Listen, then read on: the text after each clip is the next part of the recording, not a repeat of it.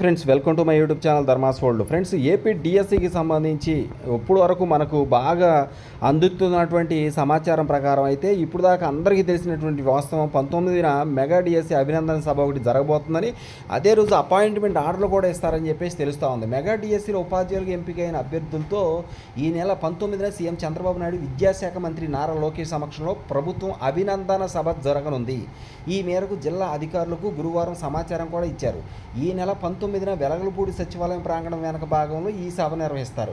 ప్రధానంగా డిఎస్సిలో ఎంపికైన 26 జిల్లాలకు చెందిన 16,374 మంది అభ్యర్థులతో పాటు ఒక్కొక్క అభ్యర్థికి తోడుగా వారి తల్లిదండ్రుల్లో ఒక్కరికి ఈ సభలో పాల్గొనేందుకు అవకాశం కల్పిస్తారని అధికార వర్గాలు తెలియజేస్తున్నాయి. ఈ మేరకు ఏర్పాటు చేయాలని విద్యాశాఖ నుంచి జిల్లా అధికారులకు ఆదేశాలు కూడా అందాయి. మొత్తం 32,000 మందితో ఈ సభ జరుగుతుంది. ఈ సభలో అపాయింట్మెంట్ ఆర్డర్లు ఇవ్వనున్నట్లు సమాచారం కూడా వస్తూ ఉంది. ఇది మొత్తం మీద ఏంటంటే మరి చాలా అంగరంగ వైభవంగా ప్రభుత్వం అయితే ఈ విషయాన్ని చాలా పెద్దదిగా మరి ఇది సమీకరణంగా, ఒక రకంగా చెప్పాలంటే రాజకీయ సంబంధమైన సమీకరణంగా కూడా జరుగుతుందేమో అని అనిపిస్తుంది. ఎందుకంటే ఇది సర్వసాధారణమే. ఎందుకనంటే రాజకీయ పార్టీ అనేది కంపల్సరీగా దాని యొక్క ఉనికి కోసం కావచ్చు, లేకపోతే అది ఏదన్నా పని చేసినప్పుడు కంపల్సరీగా అది ప్రజల్లోకి తీసుకుపోవడానికి అనేక రకాల ప్రయత్నాలు చేయడం జరుగుద్ది.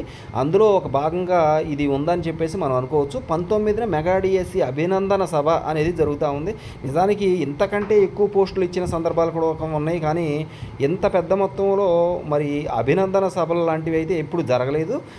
మరి అదే రోజు అపాయింట్మెంట్ ఆర్డర్లు ఇస్తామని చెప్పేసి అంటూ ఉన్నారు, కానీ నిజానికి అన్ని వేల మందికి అక్కడ అంత పెద్ద జనసందోహం, అంత పెద్ద ఒక రాజకీయ పార్టీలు, లేకపోతే ఎమ్మెల్యేలు, ఎంపీలు, ఎంతోమంది అధికారులు ఉన్నటువంటి అంత ప్రాంగణంలో అభ్యర్థులందరికీ జిల్లాల వారీగా ఈ యొక్క అపాయింట్మెంట్ ఆర్డర్లు ఇవ్వడం అనేది సాధారణంగా జరగకపోవచ్చు. కానీ కొంతమందికి అక్కడ మరి స్టేజ్ మీద పిలిచి కొంతమందికి ఒక్కొక్క జిల్లాలో కొంతమందికి పిలిచి ఇచ్చే ఛాన్సులు అయితే ఉంటే ఉండొచ్చు.